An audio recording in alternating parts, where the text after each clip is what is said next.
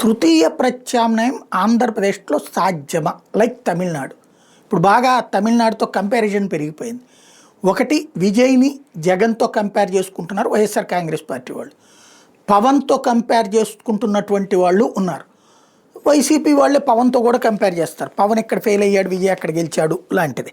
అదే సందర్భంలో ఇక్కడ పార్టీ పెట్టి జగన్ గెలిచాడు, అక్కడ విజయ్ గెలిచాడు అంటే జగన్ ఫస్ట్ టైం గెలవలేదు, రెండోసారి గెలిచాడు అంటే అసలు మీరు గెలవలేదు కదా. ఇట్లాంటిది ఒక సోషల్ మీడియా ఏడుపులు నడుస్తూ ఉంటాయి. అది పక్కన పెడితే వాస్తవంగా ఆంధ్రప్రదేశ్లో అట్లాంటి టెంపర్ ఉందా? మళ్ళీ ప్రయత్నాలు జరుగుతున్నాయి. ఒకప్పుడు చిరంజీవి ట్రై చేశారు, 98లో బీజేపీ ట్రై చేసింది, సక్సెస్ అయింది. అదే 18% ఓట్లు వచ్చింది. అది నిలబెట్టుకోక తర్వాత తెలుగుదేశానికి అంకితం ఇచ్చేసింది. తర్వాతన ప్రజారాజ్యం ఒక చక్కటి అవకాశం, ప్రజలు 18% ఓట్లేశారు, 18 సీట్లు ఇచ్చారు. కానీ నిలబెట్టుకోలేక దాన్ని కాంగ్రెస్కి అర్పణం చేసేశారు ఆయన. ఆ తర్వాత జనసేన ప్రత్యామ్నాయం అని ముందుకు వచ్చింది. కానీ రావడమే తెలుగుదేశానికి మద్దతుగా వచ్చింది. ఆ తర్వాతన సొంతగా అంటే ఎక్కువ మంది నమ్మలేదు, 6% దగ్గరనే ఆగారు.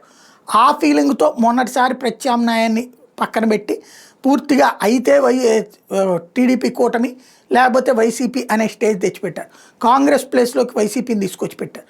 ఇప్పుడు ఒక ఏబి వెంకటేశ్వరరావు గారు, లేకపోతే విజయ్ కుమార్ గారు మాజీ ఐఏఎస్, లేకపోతే జడ శ్రవణ్ కుమార్ గారు, ఇట్లాగా ఎవరికాళ్ళు ఒక్కొక్క ప్రయత్నం చేస్తున్నారు. కానీ ఏమీ ఆర్గనైజ్డ్ లేదు. రామచంద్ర యాదవ్ ఇట్లాగా వీళ్ళందరూ కలిసినా కూడా ఒకటి అవుతుంది అనేది లేదు. ఈ మధ్యన ఇంకో ప్రచారం జరుగుతుంది. హిందుత్వం మీద ఈ మధ్య కాలంలో గట్టిగా ప్రచారం చేస్తూ లేదా గట్టిగా నిలబడుతున్నటువంటి ఒక నాయకుడి ఆధ్వర్యంలో ఒక పార్టీ ఏర్పాటు కాబోతోంది అన్నటువంటి ప్రచారం ఉంది. ఇంకోవైపున విజయసాయిరెడ్డి గారు ఒక పార్టీ పెట్టబోతున్నారన్నటువంటి ప్రచారం ఉంది. ఆయనే చెప్పేశారు పార్టీ పెడతామని. వీళ్ళందరూ కలిసిన ప్రత్యామ్నాయం వద్దు, లేకపోతే విజయసాయిరెడ్డిని ప్రత్యామ్నాయంగా చూస్తారా, లేకపోతే హిందుత్వ అంశంతో ఎవరైనా ముందుకు వస్తే ప్రత్యామ్నాయంగా చూస్తారా? ఇదంతా శషబిషలు మాటలే. విజయ్ స్థాయి పలుకుబడి ఉన్నటువంటి నాయకుడైతే ప్రస్తుతం ప్రత్యామ్నాయానికి ఆంధ్రాలో లేరు. అలా సినిమా ప్లస్ ఇది అనుకుంటే ఆంధ్రాలో అవకాశాలు దొరకల. మెగా స్టార్కే వల్ల కాలేదు, పవర్ స్టార్కే వల్ల కాలేదు.